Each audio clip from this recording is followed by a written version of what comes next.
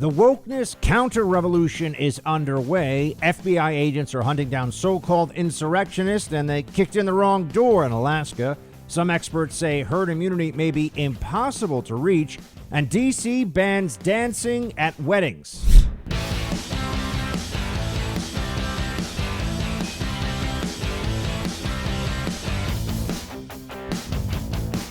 And you said it perfectly, because what the Biden administration wants to do is completely redesign the United States of America in a way that's contrary to the Constitution. The United States was designed so that each state would be able to have its own design. Texas is the perfect example of why we need to have states be different, because Texas ranks number one in pretty much every economic category. Texas has a governor who understands what's going on here. He's got Ron DeSantis envy, but that's a good thing. I want him trying to be a competitor for DeSantis as the best governor in America right now. I want more red state governors to step up. There's room for it. And Abbott is speaking truth here about how the left wants to fundamentally transform the country. He understands that they are undermining some of the most essential components of our American experience and American freedom. And yet we have also the left saying that all these efforts to push it back are somehow anti-racism, right? That the left-wing project of convincing the American people to think first and foremost always about their race, and that race has to be an influencing factor in all government decisions, in all socioeconomic everything.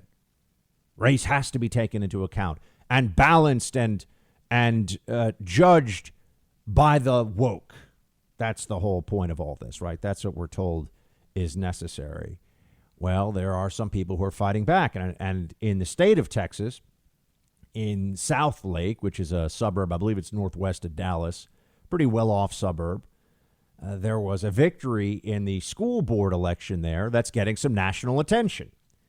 Now, usually school board elections are not something that you'd start a nationally syndicated radio show with hundreds and hundreds of stations across the country on, but this matters because I think people have woken up to the fact, pardon the expression, that unless we start taking action, we're just going to keep losing. And we're losing things in our society that are precious for all of us, for your children, for your grandchildren.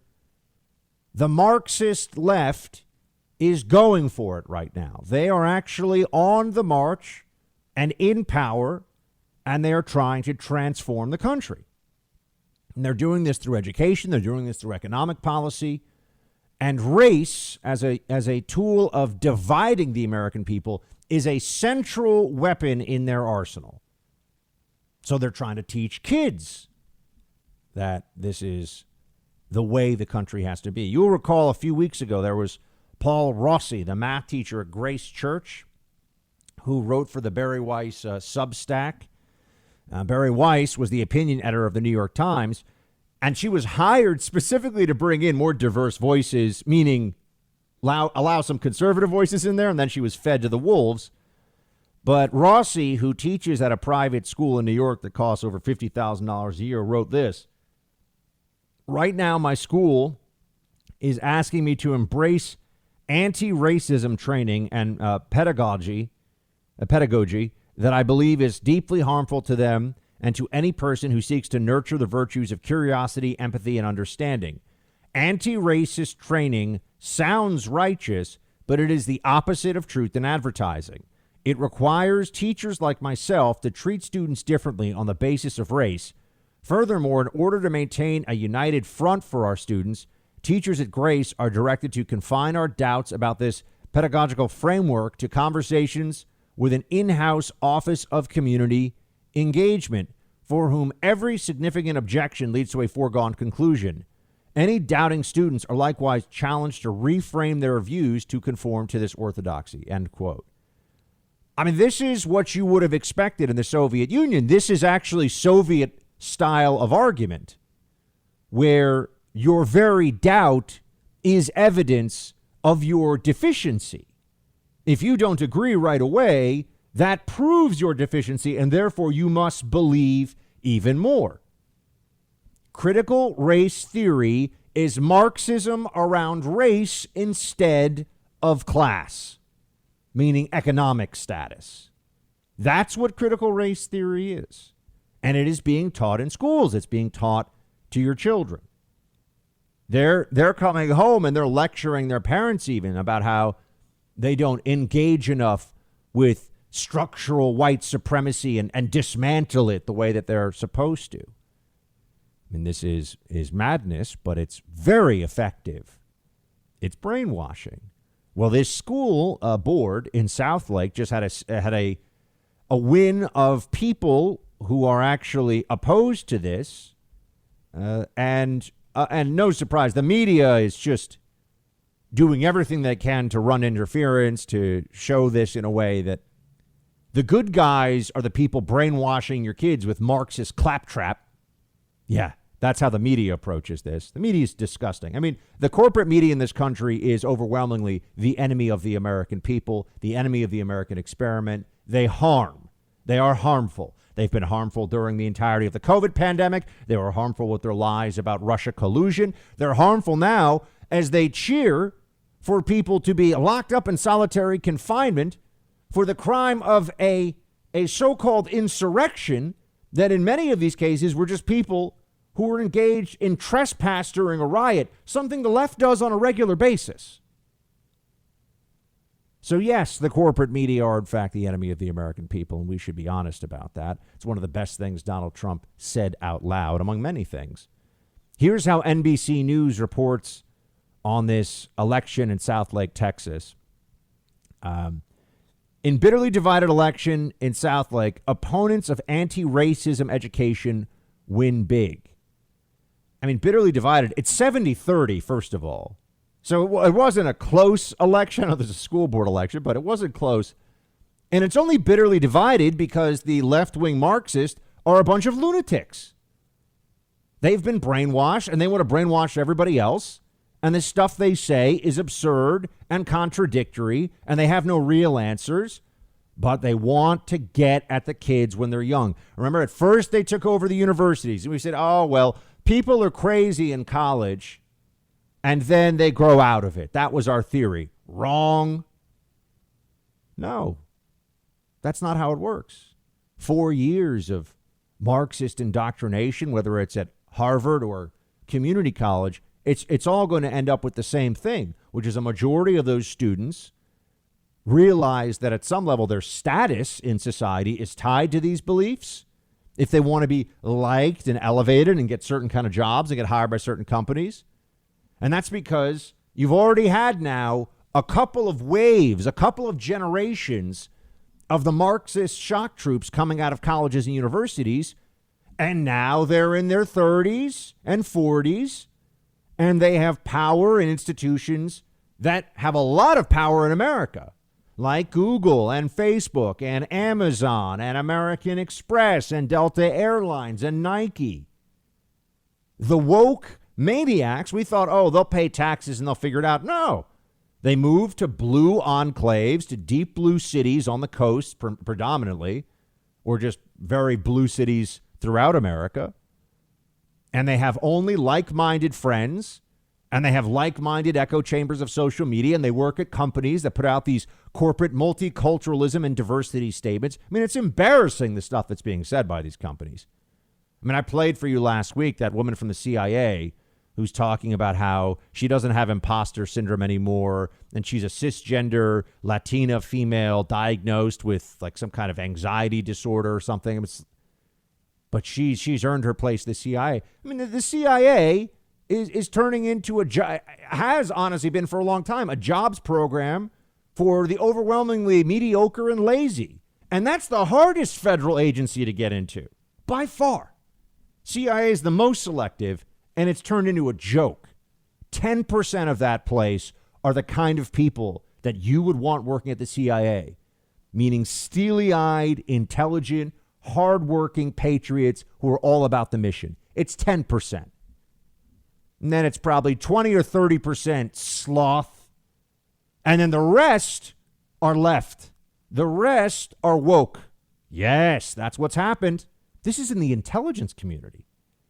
Don't you see the infiltration all throughout America of people who hold that the Constitution is essentially a foolish document written by white racist slaveholders, so it doesn't really have any moral or ideological pull for them at all. It's not some document of political genius that has created the greatest society in the history of the world. No, it's evil. And yes, we should have, bans on white male authors in libraries and replace it with, LGBTQ female writers of the 17 and 1800s or whatever, right? They're just coming up with all this nonsense all the time. And we thought, because conservatives focus on what they think matters and the day-to-day and what is real, we'll cede all this ground to the other side. It's fine. Let them have Hollywood. Let them have academia. Well, now they're teaching your 8-year-old that maybe he's a girl. And if you have a problem with that, you're a bigot, and your child is being taught that you are the problem. This is America now. This is happening all over the place. Some of you might live in a red enough part of the country where you don't think it really affects you. Go to your state capital. Go to the largest city in your state and tell me what's going on with the school district there. And you could say, oh, but I'm okay where I am. Really? Where's population growing the most? I'm not talking about at a state level. I'm talking about urban versus rural. The cities dominate the politics of states, whether it's California, Illinois, New York, New Jersey, Massachusetts. The cities dominate in these places. Increasingly, you're going to see in Texas, if they just get San Antonio and Dallas and Houston blue enough, they think they can flip the state. They're not trying to win, the Permian Basin. They're not trying to win West Texas. The Democrats don't care. They're going for the population centers. But we cede so much of this, and I understand the mentality. We just want to live our lives. But unless we start getting active, unless the right, conservatives, reasonable people mobilize, you've seen what the other side is willing to put us through with their absurd lockdowns and mask mandates. And the hypocrisy, they don't care. Hypocrisy is not a criticism that stings the left. They enjoy hypocrisy. Hypocrisy means they have the power to force you to do things that they won't do, to force you to obey rules that they themselves will break. Hypocrisy is one of the perks. It shows that you're under their boot heel. They have no problem with it. You can cry about hypocrisy all day. They have the power. Right? It's like Pompey Magnus in ancient Rome. Do not quote laws to men with swords. Don't quote hypocrisy to the woke left. They don't give a crap. People are figuring this out now.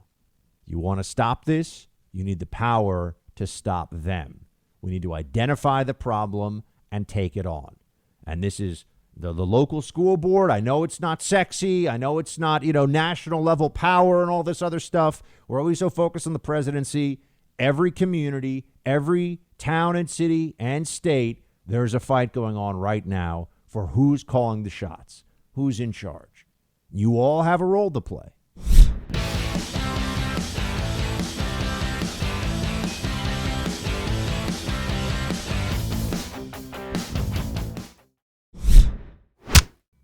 Spoke to an English teacher from an elite NYC private school. She says colleagues are miserable with the new woke regime.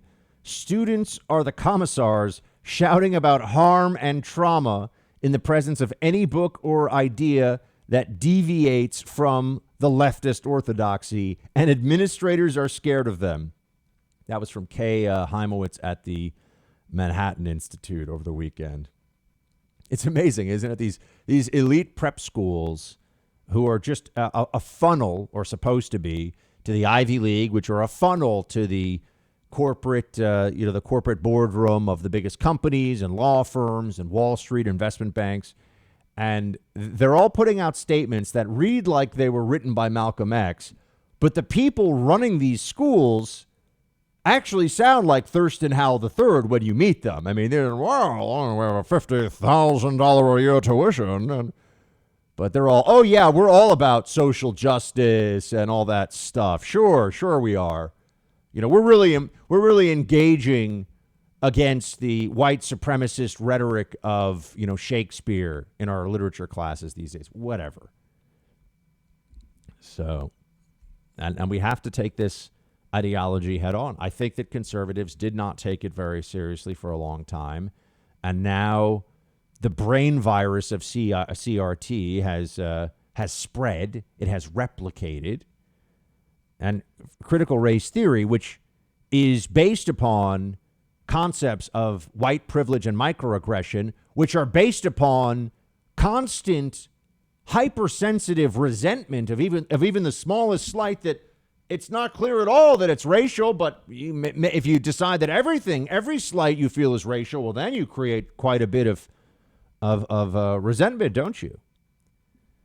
And you have to buy into all of this. It's fascinating, isn't it? We have a country that the left tells us is elevating whiteness and white supremacy. But it's curious that Asian Americans have a higher household income than white Americans do. And in fact, Nigerian Americans, there are about 500,000 of them in the United States. Nigerian immigrants in the United States have a higher income, substantially higher, about 15 to 20% more than the average white American household. So we have a system, they tell us, of white supremacy that is the primary reason for disparities in socioeconomic status among all groups in the country, and yet you have a substantial group of immigrants directly from Africa who are outperforming pretty much all groups in this country. It's so interesting, isn't it? You don't hear much about that, do you? And, you know, bless those Nigerians for working hard and doing, living the American dream. You know, welcome to the American family. I mean, a lot of them have been here for many years, but you get my point. It's stunning. You don't have any honesty around this from the left. They don't really care about that, though. Just like they don't care about hypocrisy, which is why we need to stop all. Look, it doesn't mean we can't point it out. It's important to point out the hypocrisy insofar as it's a reminder that our side is right and their side is wrong. So I'm not, because I'm going to point it out. You know, it's important to use it as a tool. For example, with lockdowns and mask mandates, one of the reasons why we know it's bullcrap is that the people who are the strictest about it in the government structure, whether it's Gavin Newsom or Gretchen Whitmer or others, they or their staffs violate it and are not worried about it and expect you to be so worried about it. And it's just nonsense. It's absurd. You see that they don't mean what they say. So it's important for us to remind our own side and anybody who's still open-minded, who's not yet on our side, of their hypocrisy. But I'm just saying, don't think you will shame the left through allegations of hypocrisy into changing their ways. They delight in it. It's kind of like the gaslighting they do.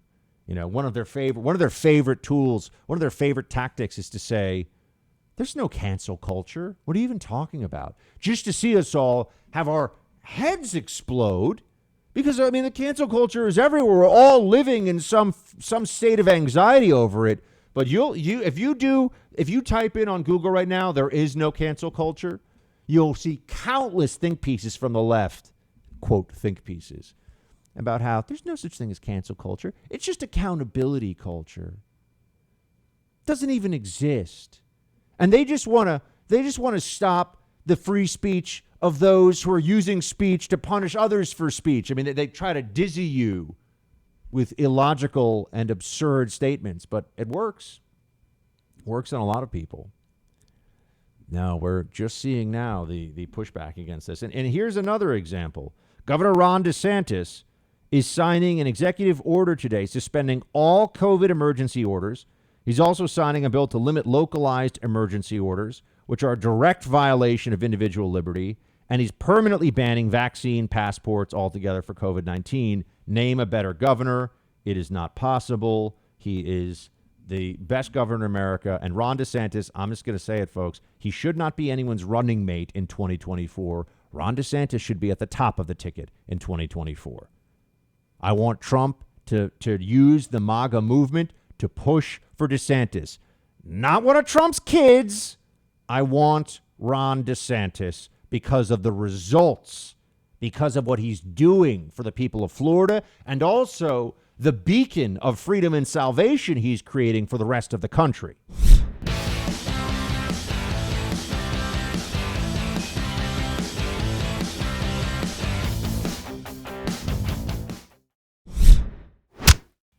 D.C. has banned dancing at weddings, indoor and outdoor. I want you to just think about that for a second. Yes, everybody is making footloose jokes, and I will tell you that I've stayed away from that because I've actually never seen the movie. So I've never seen it.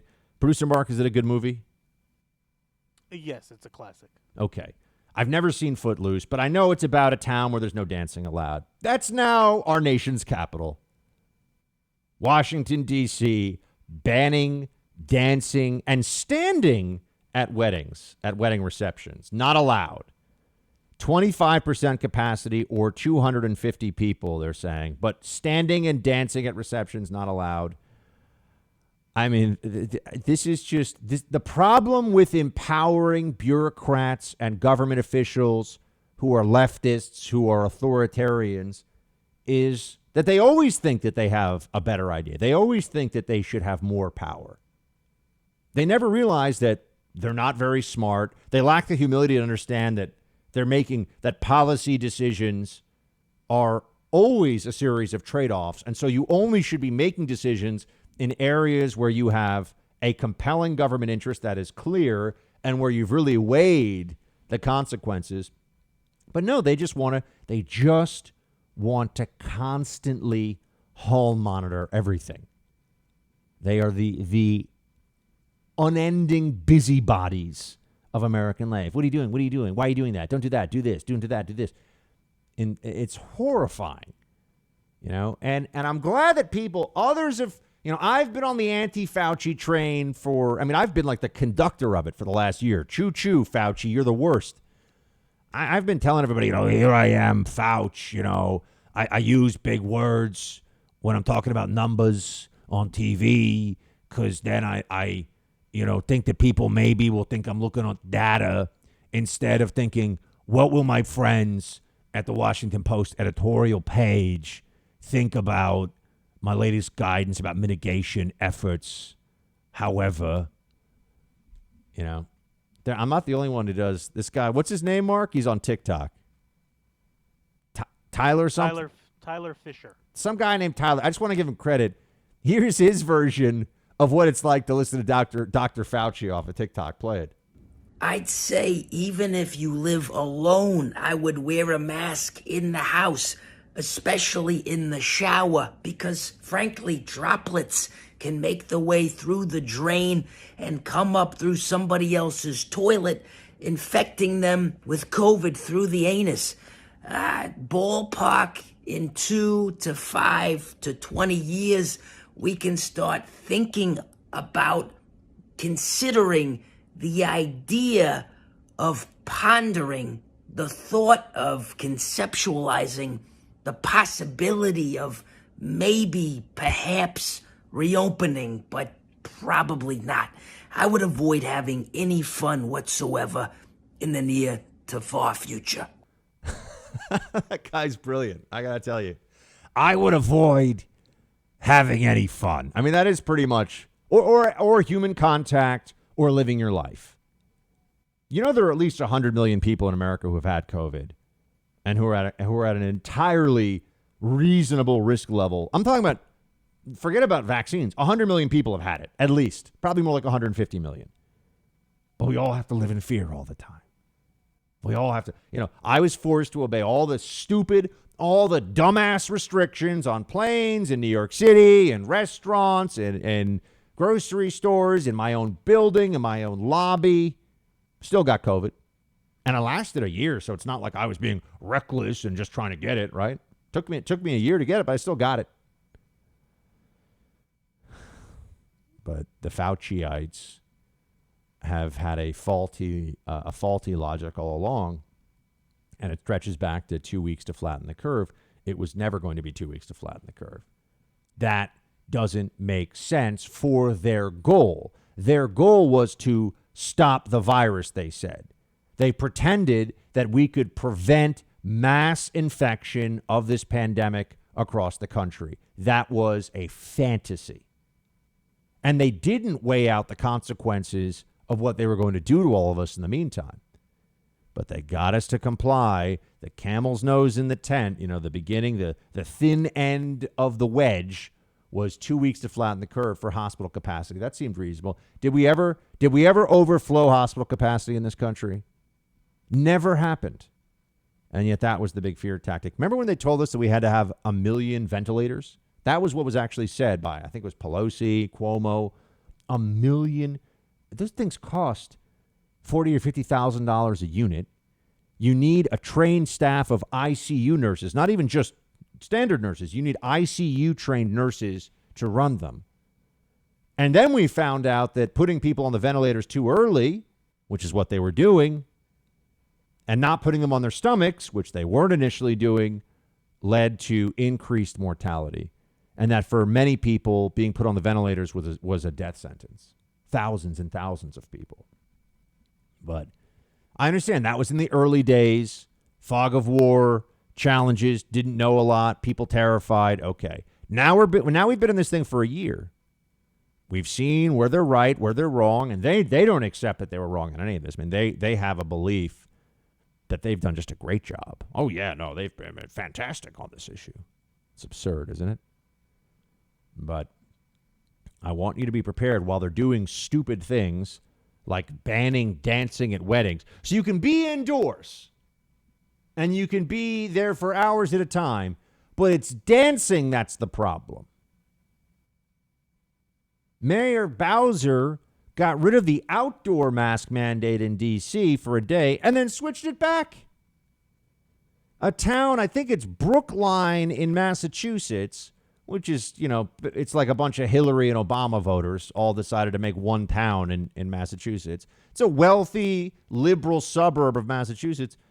They've decided that even though the state no longer has an outdoor mask mandate because of the CDC guides. I hate the term guides. These are CDC rules. They're rules. Because all these different political tyrants across the country say, oh, the CDC says it, you got to do it. We'll send men with guns. We'll send state police or local police to drag you out of the church because the CDC says so. So let's not pretend that the lab coat tyrants are just sharing advice, just giving us some of their thoughts. No, the CDC's proclamations, because we allowed this, have the force of law, and it's absurd, and it's a nightmare. CDC is full of middling morons. That's right. The people that are making the policy decisions at the CDC, whether it's Walensky or any of the people around her, idiots. Horrible judgment. Maybe knowledgeable about some things, horrible judgment. And knowledge without judgment, it's still very possible to be a dumbass. And I bring you the next phase.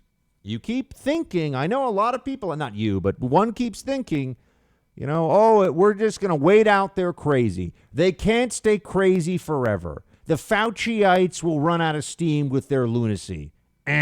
Wrong. I bring you what I've been telling you all along. Forever COVID.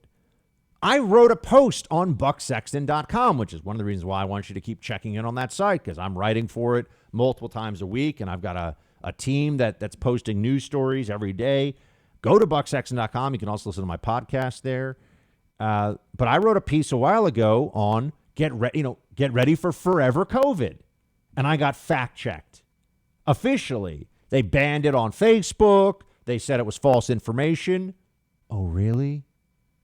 One of the things that I said that they said was false was that wearing a mask outdoors is unreasonable for those at low risk. I should have specified for the vaccinated, but I shouldn't have because it's actually low risk for everybody. And they said that was a fact check. oh, my judgment can now be fact-checked. And now the CDC has admitted that, remember, they're admitting it now because they have to. It's been true all along. It's been stupid. Wearing 2 masks or 1 mask outside has been dumb all along. Not rooted in any realistic, fair-minded interpretation of the numbers. But if you thought this was just going away, I got news for you. It's not. This is the New York Times piece. Reaching herd immunity is unlikely in the U.S. Widely circulating coronavirus variants and persistent hesitancy about vaccines will keep the goal out of reach. The virus is here to stay. That's all in this piece. But vaccinating the most vulnerable may be enough to restore normalcy. So they don't want to tell you yet for sure that the COVID authoritarians are never actually just going to recede into the background and want to have control of your life. They're not going to tell you that yet, but they're gearing up for this. They're gearing up for it.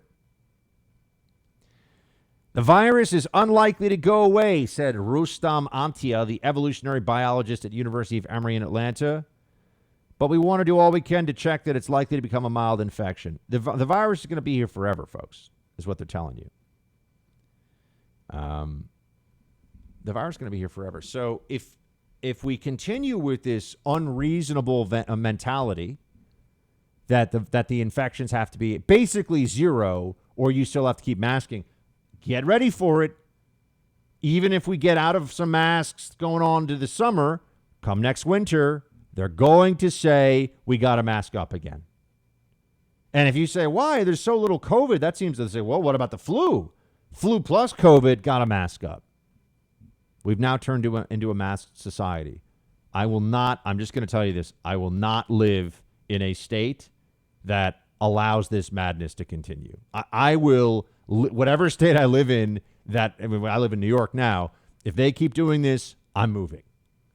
I mean, I want to move as it is, but I'm absolutely fleeing this insanity. These people around New York City, they are nerve-wracked, over-anxious, virtue signaling, CNN worshiping lib idiots. They're all over the place. They'll believe anything that Dr. Fauci says. And they're so disdainful of those of us who are saying, you should get your life back. We should have normalcy back. Let's go. Let's do this. They're hateful toward those people. Because to accept that they're right now would be to open up the possibility that they've been right for a long time. And what does that mean for all the people that have masks in their Facebook profile photo? Masks as their Twitter avatar? That's embarrassing. You can take a look around journalists. There's so many of them with, I'm wearing a mask in their photo. Why? Because it's a symbol of political allegiance. Because it's a giant opportunity for virtue signaling. Because you're not a Trumper. Oh, okay. Appalling stupidity. And they're so surly and smug about it all, aren't they? They've been wrong all along. They're just not, the maskers, the lockdowners, the Fauciites, just not nearly as clever as they think they are. Hey, Team Buck, thank you so much for watching The First on YouTube. If you like this video, please click that little thumbs up button so then it will log as liked. And also, if you want to see more great content from The First, please click subscribe.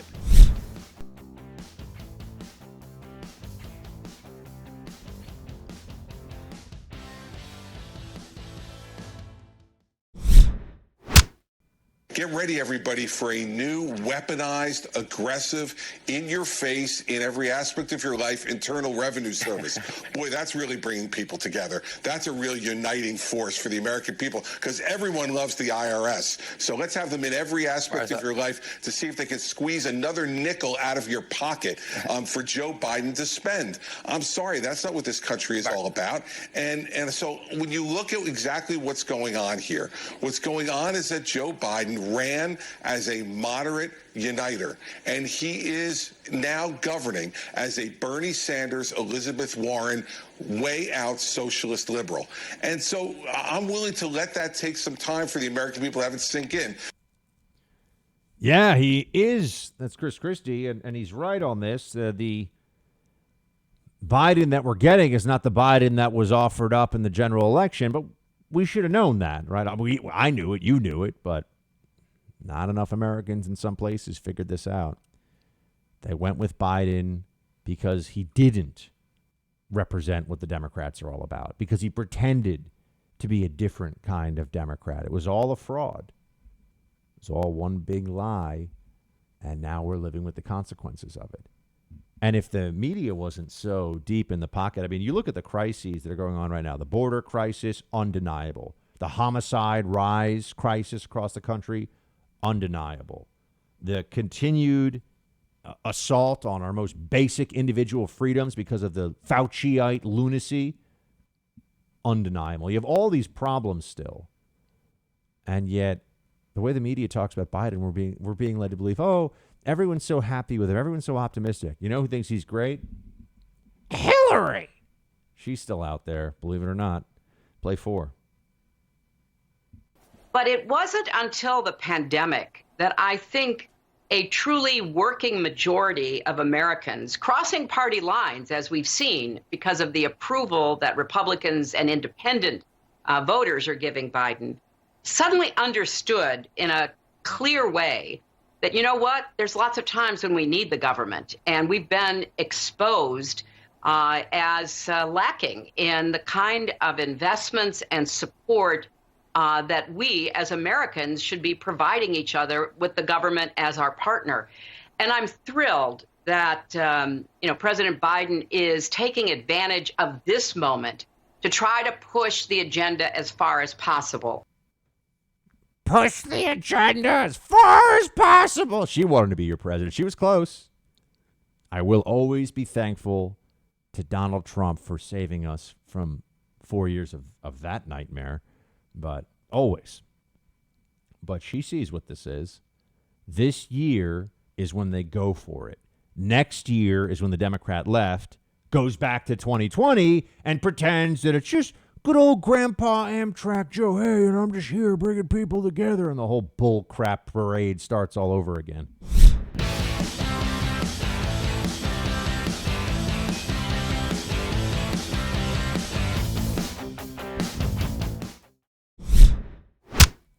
Well, I'll tell you, it seemed to me to be almost like out of a dystopian novel. You see him there, everyone's vaccinated, you have the VP and the speaker behind, wearing these masks. You hardly have anybody in the chamber. It really just sent, I think, a message that America's on its back right now. It didn't exude strength, and I think his pedestrian delivery of it, obviously, he's not the sharpest tool in the toolbox anymore. I think that was readily apparent. So I thought it was really sad, to be honest with you. I thought it was sad too, but he mentioned that was Ron DeSantis, the best governor in America, and he mentioned dystopia. Here's a story you should know about from the Alaska Watchman newspaper. Paul and Marilyn Hooper, owners of Homer Inn and Spa, woke with a start at 9 a.m. on April 28th when a dozen armed FBI agents kicked down their front door in an investigation associated with Representative Nancy Pelosi's stolen laptop, which was taken during the January 6th siege of the nation's capital. Speaking April 29th to Kenai-based radio host Bob Bird of the Bird's Eye View, Paul recalled that he was alarmed and shocked to come out of his bedroom with 7 guns pointing at him and his wife. It was a little alarming when I turned around the corner, Paul said. The first thing they did was start barking out commands. Ultimately, the couple was handcuffed and interrogated for the better part of 3 hours before being released. In the end, it was a case of mistaken identity. The Hoopers were in D.C. for the rally with President Trump on January 6th, but they never came close to entering the Capitol, and they certainly never took Pelosi's laptop. It appears the FBI were most interested in Marilyn. They had a photo of a woman wearing the same coat as her with a similar hairstyle. The photo was taken from the Capitol building cameras, but beyond the hair and the coat, there is little similarity between Marilyn and the woman photographed inside the Capitol. The entire saga left the Hoopers disoriented but determined to better understand and defend their personal liberties and those of their friends and neighbors. We sat there for the first hour not knowing what's going on. They never offered for us to be comfortable. It was harshly done. Paul said the agents ransacked the house and left a huge hole in his front door, which they offered to replace. Paul said he knew he was innocent of whatever they suspected him and his wife of, but it was still pretty confusing. After more than an hour, the agents told him the raid had to do with the January 6th siege of the Capitol. The Hoopers were only part of a peaceful protest in D.C. Paul said they never entered the Capitol building and were at least 100 yards away from the entrance. Agents showed Paul a photo of the woman who did enter the Capitol and asked if that was his wife. They had the same coat on, but the face of the woman was quite different from my wife's. My wife is much better looking than that, he said. While separated from her husband, Marilyn was told while the agents were at their home, "We're here for Nancy Pelosi's laptop." The agents then claimed they had positively identified Marilyn as being in the Capitol building, and they wanted to know who she was working with. Marilyn said she tried to be respectful, but couldn't help but laugh.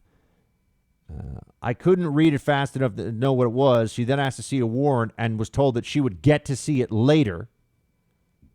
When repeatedly told she was the woman of the photo, Marilyn responded by saying, "I'd like to know how I split myself in 2 locations because I didn't know I had this power."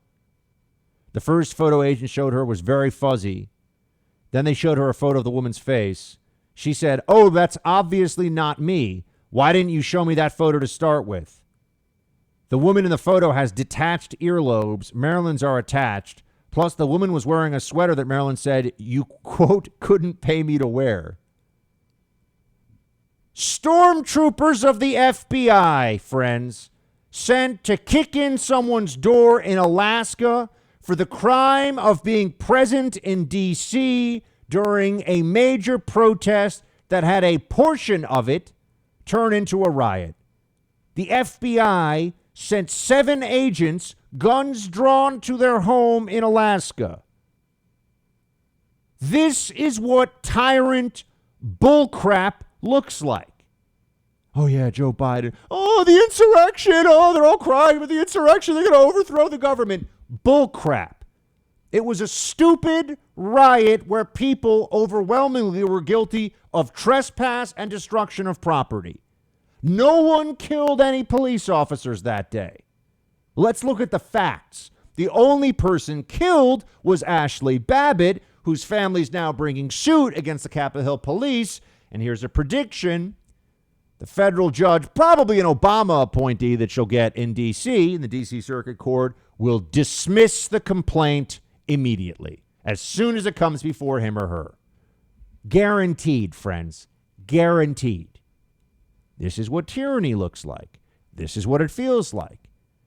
The politically disfavored, with no actual crime committed, but vaguely associated with the possibility of somebody else who did a crime, have men with guns kicking in their door at 6 a.m., guns drawn on them, for what? The real answer to that question, first of all, these FBI agents should be ashamed. Ashamed. Wherever they are across the country, you're a disgrace, agents. I worked for the CIA. I know the mission. You're a disgrace. You should resign instead of doing the dirty work, being the Praetorian Guard of this Biden administration. You should be ashamed of yourselves. Oh, but, good benefits, and, we get our paycheck, and, we lock up people for gun violations and other things, too, Sure. It's not worth it. Not worth it to be a part of the Biden Stasi. Find other work. At least join, local law enforcement where you feel like you have some buffer against this kind of overt politicization.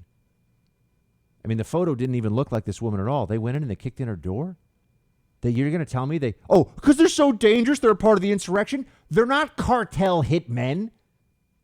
They could have called them and said, hi, we're with the FBI. We think you were at the... Would you come down and talk to us? They could have then gotten a lawyer and said, sure, shut up, been like, that's not me. End of story. Could have taken 10 minutes. Didn't want to do that because they want to send a message. And the message they're sending, you have to understand, they don't care that she's not the person. This is an opportunity to send the message that if you were even present supporting Trump, we might come and kick in your door too. We'll see what the Biden folks feel like doing.